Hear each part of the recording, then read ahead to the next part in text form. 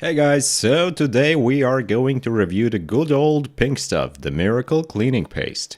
It comes in this nice little bucket that you can easily open, and right away you will notice that it smells just amazing.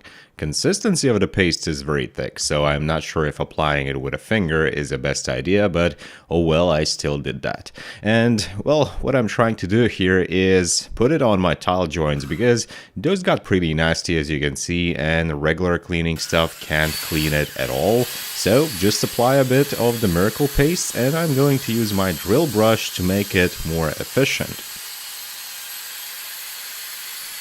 Give it a few rounds of cleaning, eventually you will see how much time is needed for one single place, and because it's quite thick, I also wipe it off just with a wet towel. As you can see, result is quite amazing for 30-second work, and oh boy, now I need to clean the whole floor.